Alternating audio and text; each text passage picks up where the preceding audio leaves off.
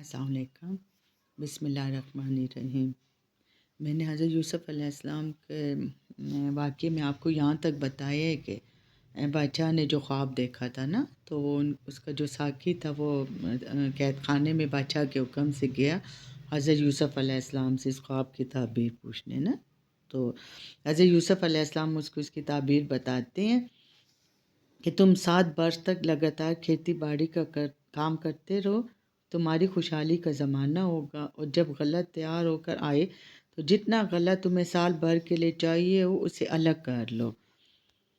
7 سال کے بعد کات سالی اور سختی کے آئیں گے جس میں تمہارا جمع کیا ہوا ذخیرہ کام آئے گا۔ پھر اس کے بعد 1 برس میں خوب بارشیں ہوں گی اور زیادہ غلہ پیدا ہوگا، پھلوں کی فراوانی ہوگی اور خوب رس اور تیل میں اثر آئے گا۔ اور یہ موٹی گائیں اور موٹی بالیاں خوشحالی کے سال ہیں، دبلی گائیں اور خشک بالیاں خشکسالی اور بدحالی کے سال ہیں، جو خوشحالی کی پیداوار کو کھا جائیں گے۔ ٹھیک ہے، یہ اس کے خواب کی بادشاہ کے خواب کی تعبیر بتائی ہے نا حضرت یوسف علیہ السلام نے۔ جب حضرت یوسف علیہ السلام نے بادشاہ کے اس خواب کی تعبیر بیان فرما دی تو ساقی نے تمام باتیں جا کر بادشاہ کے حضور پیش کر دی۔ جب بادشاہ نے حضرت یوسف علیہ السلام کی تعریف سنی اور تعبیر سے ان کی قدر و منزلت کا اندازہ ہوا، بلکہ انہیں معلوم ہوگی ان کی قدر و منزلت، تو وہ آپ کا قائل و گرویدہ ہو گیا اور آپ سے ملنے کا مشتاق ہو گیا اور کہا کہ ایسے قابل قدر شخص کو میرے پاس لاؤ۔ تو جب بادشاہ کا قاصد حضرت یوسف علیہ السلام کے پاس پہنچا اور اس سے کہا کہ بادشاہ تو آپ سے ملاقات کرنا چاہتے ہیں، تو حضرت یوسف علیہ السلام نے اس کو کہا کہ میں ایسے تو باہر نہیں آؤں گا، پہلے آپ بادشاہ کو کہیں کہ ان عورتوں کا معلوم کریں جنہوں نے مجھ پہ الزام لگایا تھا، کیونکہ وہ تو پیغمبر تھے، پیغمبر زادہ تھے، تو وہ اگر اسی طرح مطلب رہا ہو کے باہر آ جاتے تو لوگ تو یہی کہتے کہ بادشاہ کی رحم دلی تھی۔ وہ ایسا نہیں چاہتے تھے، وہ چاہتے تھے کہ مجھ پہ جو الزام ہے یہ ہٹ جائے نا، اور سب کو پتہ چل جائے کہ میں بے گناہ تھا۔ تو یہاں مفسرین نے ایک اور نقطہ بیان فرمایا ہے کہ چونکہ انہوں نے آگے تبلیغ اور اس سے کام لینا تھا، تو اس لیے بھی وہ چاہتے تھے کہ مطلب میری بے گناہی ثابت ہو جائے نا، اور یعنی زلیخا کے خامن کو بھی پتہ چل جائے اور باقی لوگوں کو بھی نا۔ تو اسی لیے مفسرین نے ایک اور نقطہ بھی بیان فرمایا ہے کہ حضرت یوسف علیہ السلام کے عمل کی تعریف کی ہے کہ اگرچہ حضرت یوسف علیہ السلام کا معاملہ براہ راست عزیز مصر کی بیوی زلیخا سے پیش آیا تھا، لیکن آپ نے تفسیر کے حوالے سے حضرت زلیخا کا ذکر نہیں کیا، بلکہ تمام مصری عورتوں کا ذکر کیا حضرت یوسف علیہ السلام نے نا، کیونکہ وہ ان کے ایک تو ان کے جو خامن تھا انہوں نے بہت پیار سے حضرت یوسف علیہ السلام کو رکھا تھا، تو وہ اس کی بدنامی نہیں چاہتے تھے نا، تو اس لیے انہوں نے تمام عورتوں کا ذکر کیا۔ امام رازی رحمۃ اللہ علیہ فرماتے ہیں کہ حضرت یوسف علیہ السلام کو خدا تعالیٰ کے سچے پیغمبر تھے اور نبی معصوم تھے، اس لیے ان کا دامن ہر قسم کے آلائش سے پاک تھا، ان کی زندگی کا کوئی لمحہ بھی برائی میں نہیں گزرا۔ اس لیے کمال قدرت خداوندی دیکھیں کہ حضرت یوسف علیہ السلام کی پاک دامنی کی شہادت کئی لوگوں نے دی۔ عزیز مصر کی بیوی نے خود حضرت یوسف علیہ السلام کی پاک دامنی کا اعتراف کیا، اور مصر شہر کی عورتوں نے اپنی غلطی کا اعتراف کر کے حضرت یوسف علیہ السلام کی پاک دامنی کا ثبوت پیش کیا، اور عزیز مصر کی بیوی کے رشتہ داروں میں ایک شخص نے حضرت یوسف علیہ السلام کی سچائی کی دلیل پیش کی۔ پھر اس طرح ہوا کہ سب لوگوں کو معلوم ہو گیا کہ عورتیں جھوٹ بول رہی تھی، اور حضرت یوسف علیہ السلام کی اس میں کوئی غلطی نہیں تھی، یہ انہیں بہکانے کی کوشش کر رہی تھی۔ حضرت یوسف علیہ السلام پاک دامن تھے، یہ سارے عورتوں کا مکر تھا، لہٰذا حضرت یوسف علیہ السلام باعزت بری ہو کر قید خانے سے باہر آ گئے، احترام کے ساتھ بادشاہ کے دربار میں لائے گئے۔ جب حضرت یوسف علیہ السلام نے بادشاہ کے سامنے دانشمندانہ گفتگو فرمائی تو بادشاہ حیران رہ گیا، وہ آپ کی حکمت و دانش سے متاثر ہو کر کہنے لگا، بلا شبہ آج سے تم ہمارے لیے صاحب اختیار اور امانت دار ہو۔ اور پھر بادشاہ نے حضرت یوسف علیہ السلام سے دریافت کیا کہ 61 سالی کے زمانے کے لیے مجھے کیا تدابیر اختیار کرنی چاہیے۔ حضرت یوسف علیہ السلام نے جواب میں فرمایا، مجھے اپنے مالک کے خزانوں پر کار مختار بنا دے، اپنے ملک کے خزانوں پر میں حفاظت کر سکتا ہوں، اس کام کو خوب جانتا ہوں۔ چنانچہ بادشاہ مصر نے ایسے ہی کیا۔ حضرت یوسف علیہ السلام کو اپنی حکومت کا امین و کفیل مقرر فرما دیا، شاہی خزانوں کی کنجیاں آپ کو دے دی، پورے اختیارات بھی سونپ دیے نا۔ تو یہ تعبیر فرعون اور اس کے درباریوں کے نظر میں اچھی معلوم ہوئی۔ فرعون نے اپنے درباریوں سے کہا کہ ہم اس جیسے شخص جس میں خدا کی روح ہے کہیں پا سکتے ہیں؟ پھر فرعون نے یوسف علیہ السلام سے کہا، خدا نے تمہیں اس معاملے میں بینائی دی ہے، سو کوئی تجھ جیسا عاقل و دانا نہیں ہے، اب تو میرے گھر کا مختار ہے، تو اپنا حکم تمام جاری کر، میری بڑائی تجھ میں صرف اتنی ہے کہ میں تخت نشین ہوں۔ تو بس انہوں نے حضرت یوسف علیہ السلام کو اچھا لباس بھی دیا ریشم کو، اور ہر طرح کی سہولت بھی دی۔ اللہ کریم نے حضرت یوسف علیہ السلام کو مصر کی حکومت عطا فرما دی، اور سرزمین مصر کے صبح و شام آپ علیہ السلام کے اختیار میں آ گئے۔ آپ ملک مصر کے عزیز مصر وزیر اعظم مختار مطلق قرار پائے۔ آپ کا ہر حکم ہر طرف چلتا۔ پہلے 7 برس تک حضرت یوسف علیہ السلام نے نہایت ہوش اور دانش مندی سے حکومت کا انتظام چلایا۔ دریائے نیل میں وافر پانی آیا اور وافر غلہ پیدا ہوا، پھلوں اور سبزیوں کی کثرت رہی، ہر طرف خوشحالی کا دورہ رہا۔ آپ نے ان 7 برسوں کے دوران میں بڑے بڑے پختہ گودام تعمیر کروائے اور اگلے 7 برسوں کی ضرورت کے لیے غلہ وغیرہ ان میں جمع کیا اور ان کی حفاظت کا انتظام فرمایا۔ ہر غلے کو ان کے خوشیوں میں ہی حفاظت سے رکھوا دیا تاکہ یعنی خراب نہ ہو نا، یہ لوگ خوشحالی سے گزر بسر کرنے لگے، لوگوں کو کسی قسم کی تنگی نہ رہی اور ان کا وقت سکون و چین سے گزرنے لگا۔ اس کے بعد 61 سالی کا دور شروع ہوا اور ملک میں لوگوں کے پاس خوراک کی کمی ہو گئی۔ پورے مصر میں تنگی اور بدحالی کا شکار تھا نا پورا مصر، یہاں تک کہ کنعان میں بھی اس بدحالی اور تنگی کا شکار وہ لوگ بھی ہو گئے جہاں اللہ تعالیٰ کے نبی حضرت یعقوب علیہ السلام ان کی اولاد آباد تھی۔ پھر اس بدحالی کے دوران حضرت یوسف علیہ السلام نے اپنا جمع شدہ غلہ لوگوں میں تقسیم کرنا شروع کیا۔ وہ بڑے انصاف کے ساتھ سب کو مطلب تقسیم کرتے، سب لوگ ان سے بہت خوش تھے، ان کی رحم دلی سے، ان کے انصاف سے سب لوگ بہت خوش تھے، ہر طرف ان کا چرچا تھا، اور یہ چرچے حضرت یعقوب علیہ السلام تک بھی پہنچے، اور لہٰذا حضرت یوسف علیہ السلام کے بھائی اولاد یعقوب علیہ السلام مصر پہنچ گئے، وہ بھی نا 61 سالی وہاں بھی تھی، تو وہ لوگ بھی اپنا حصہ لینے کے لیے، مطلب جب سب کو دے رہے ہیں حضرت یوسف علیہ السلام تو انہوں نے کہا ہمیں بھی دیں گے،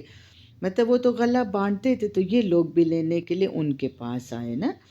تو لہٰذا یوسف علیہ السلام کے بھائی جب ان کے پاس آئے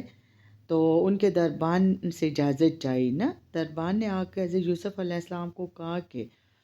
کچھ لوگ آپ سے ملنا چاہتے ہیں جو پڑھے لکھے اور خاندانی معلوم ہوتے ہیں، ان کے چہرے نورانی ہیں، وہ اجنبی و مسافر معلوم ہوتے ہیں، ان کی زبان سے معلوم ہوا کہ کہیں دور دراز سے آئے ہیں۔ حضرت یوسف علیہ السلام نے انہیں اندر آنے کی اجازت دے دی۔ جب وہ اندر آئے تو حضرت یوسف علیہ السلام نے تو پہچان لیا کہ یہ میرے بھائی ہیں، لیکن وہ بے خبر تھے کہ ہمارا بھائی یوسف علیہ السلام ہے۔ تورات میں مذکور ہے کہ حضرت یوسف علیہ السلام کے بھائیوں پر جاسوسی کا الزام لگایا گیا تھا، لہٰذا وہ اس بارے میں اپنے آپ کو بے قصور ثابت کرنے کے لیے دربار یوسف میں لائے گئے، ورنہ تو لوگ آتے تھے اور اپنے حصے کا غلہ لے کر چلے جاتے تھے، بس اللہ کریم کو انہیں یوسف سے ملانا مقصود تھا، اس لیے یہ بہانہ ہوا۔ پھر اس موقع پر حضرت یوسف علیہ السلام نے اپنے والد محترم حضرت یعقوب علیہ السلام نے بھائی بنیامین کے بارے میں قرید کر پوچھا، گھر کے حالات معلوم کیے اور انہیں ان کے حسب خواہش غلہ دے کر رخصت فرمایا، ساتھ میں یہ بھی فرمایا کہ یہ 61 سالی عرصہ تک رہے گی، تمہیں غلہ لینے دوبارہ آنا پڑے گا لیکن تم اپنے بھائی کو ساتھ لانا۔ خیر یہ لوگ غلہ لے کے چلے گئے، تو انہوں نے جب گئے تو حضرت یوسف علیہ السلام نے جو انہوں نے قیمت دی تھی وہ بھی ان کے سامان میں واپس رکھ دی نا، تو انہوں نے جا کے حضرت یعقوب علیہ السلام سے کہا کہ انہوں نے مصر کے حکمران نے تو ہم سے کہا ہے کہ پھر آؤ غلہ لینے تو اپنے بھائی کو ساتھ لانا، اور انہوں نے دیکھو ہمیں جو غلہ دی اس کی قیمت بھی واپس کر دی ہے نا۔ تو عزیز مصر نے تو ہم سے غلے کی قیمت بھی وصول نہیں کی، لہٰذا باپ کو کہنے لگے کہ آپ ہمیں اجازت دیں کہ ہم اگلی دفعہ بنیامین کو ساتھ لے جائیں، ہم اس کی حفاظت کریں گے۔ تو حضرت یعقوب علیہ السلام نے کہا کہ ہاں، جیسے تم لوگوں نے پہلے بھائی کی حفاظت کی تھی ایسے اس کی بھی کرو گے، حفاظت میرا اللہ کرتا ہے نا۔ لہٰذا بھائیوں نے حضرت یعقوب علیہ السلام کے سامنے عہد کیا کہ ہم دل و جان سے بنیامین کی حفاظت کریں گے،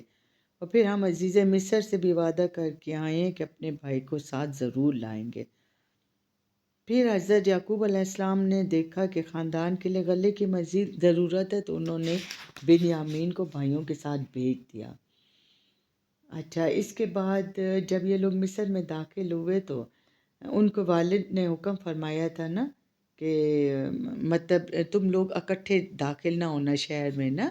شاید اس لحاظ سے کہ ان کو نظر نہ لگے یا کوئی حسد نہ کرے، انہوں نے کہا تم لوگ الگ الگ داخل ہونا۔ تو جب یہ سب لوگ وہاں چلے گئے تو حضرت یوسف علیہ السلام نے اپنے بھائی بنیامین کو بتا دیا نا کہ میں تمہارا بھائی ہوں، اور بس اب یہ تو جو تم سے برا برتاؤ کرتے تھے اب یہ وقت ختم ہو گیا، اب تمہارے ساتھ کوئی زیادتی نہیں کر سکتا۔ تو رات میں ہے کہ حضرت یوسف علیہ السلام نے بھائیوں کی بہت خاطر مدارت کی اور انہیں شاہی مہمان خانے میں ٹھہرانے کا حکم دیا، ان کے لیے پرتکلف کھانوں کا انتظام کیا اور نہایت عزت احترام کے ساتھ اپنے پاس مہمان رکھا۔ ان کی روانگی کے بعد اپنے نوکروں کو حکم دیا کہ جس قدر غلہ یہ لاد کر لے جا سکے اسی قدر انہیں مہیا کر دیا جائے۔ حضرت یوسف علیہ السلام کی یہ خواہش تھی کہ یہ بنیامین کو میرے پاس چھوڑ دے، لیکن مصر کے قانون کے مطابق یہ بغیر کسی وجہ کے تو ان کو نہیں روک سکتے تھے، لہٰذا انہوں نے اپنے خادموں سے کہا کہ ان کے سامان میں نا غلے میں ایک پیالہ شاہی پیالہ رکھ دو۔ انہوں نے ایسے ہی کیا۔ تھوڑی دیر بعد شور مچا کہ شاہی برتنوں میں ایک پیالہ کام ہے، چنانچہ پیچھے سپاہیوں کو دوڑایا گیا۔ جب انہوں نے تلاشی لی تو ایک اونٹ میں سے وہ مل گیا پیالہ نا، تو انہوں نے کہا کہ تم لوگوں نے چوری کی ہے، ہمارے ساتھ چلو۔ لہٰذا انہوں نے کہا کہ ان کے بھائیوں نے نا کہ ہم یہاں چوری کرنے نہیں آئے تھے، ہم تو اس لیے آئے تھے کہ غلہ لینے کے لیے آئے تھے کہ کھاد کا زمانہ ہے نا، ہمارے اس چوری سے کوئی بھی وہ نہیں ہے، لینا دینا نہیں ہے، لہٰذا تم لوگ ہم پہ الزام نہ لگاؤ۔ تو بس پھر وہ مطلب حضرت یہ اس میں یہ اپنے بھائی بنیامین کو چھوڑ گیا حضرت یوسف علیہ السلام کے پاس نا۔ اسی طرح ہم نے یوسف علیہ السلام کو ایک تدبیر سجائی تھی، کیونکہ سرکاری قانون کے مطابق بغیر کسی وجہ کے اپنے بھائی کو تو نہیں روک سکتے تھے، لیکن اللہ تعالیٰ کو رکھنا منظور تھا، اسی لیے یہ تدبیر حضرت یوسف علیہ السلام کو سمجھ آئی نا۔ جب ان کے بھائیوں نے معاملہ دیکھا تو ان کا جذبہ حسد و بغض بھڑک اٹھا، تو انہوں نے ایک جھوٹ گاڑ لیا کہ اگر اس نے چوری کی تو کوئی تعجب کی بات نہیں، اس سے پہلے اس کا بڑا بھائی یوسف بھی چوری کا ارتکاب کر چکا ہے۔ حضرت یوسف علیہ السلام نے یہ دیکھ کر کہ میرے سامنے میرے منہ پر جھوٹ بول رہے ہیں،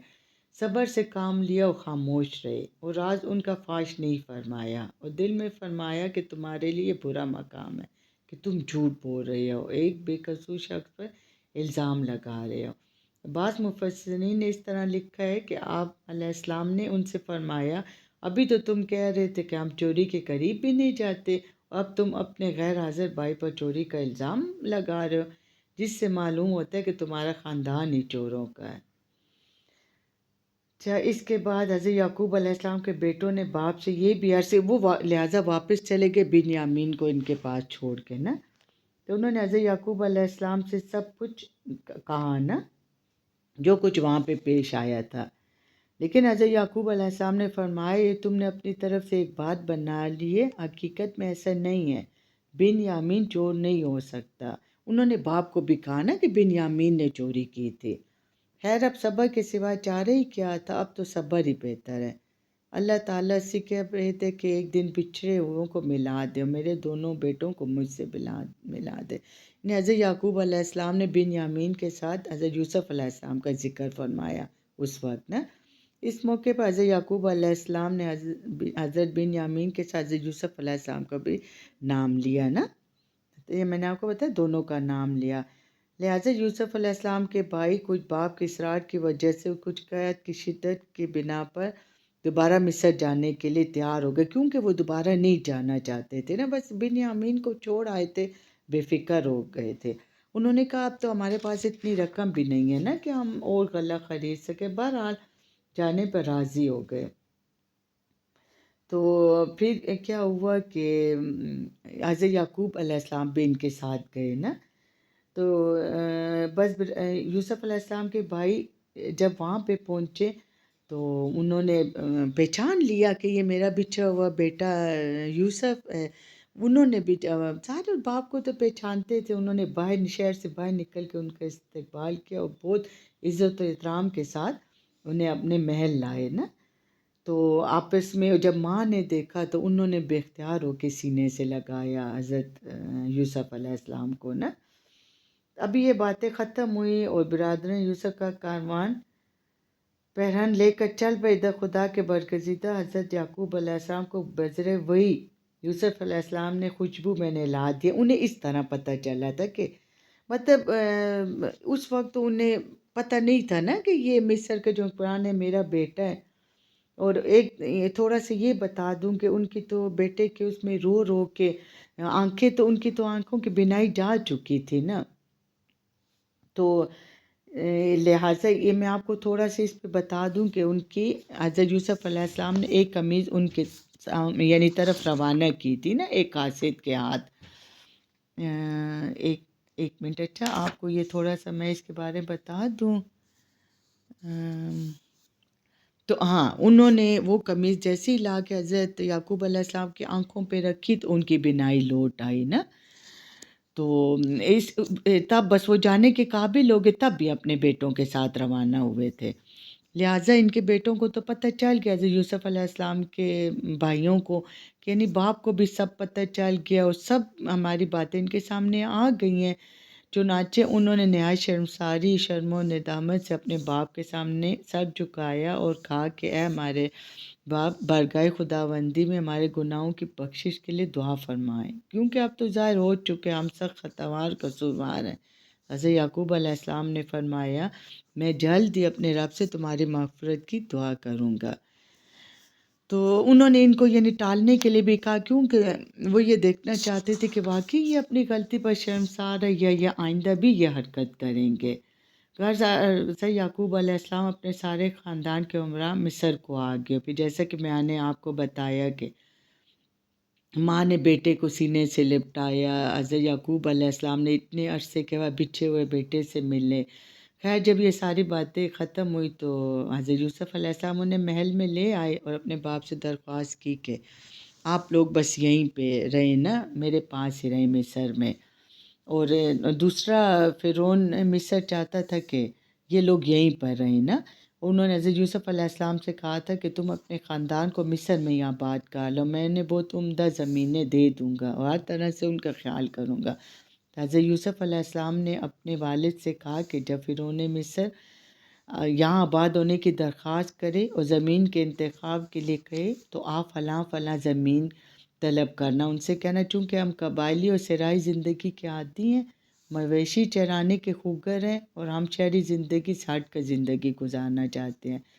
لہٰذا ایسے ہی ہوا۔ تو حضرت یوسف علیہ السلام اس لیے چاہتے تھے کہ وہ ان لوگوں سے دور رہ کے ان کی عبادت میں اس چیز میں کوئی خلل نہ پڑے نا۔ بہرحال حضرت یوسف علیہ السلام نے اپنی زندگی کا طویل عرصہ مصر میں گزارا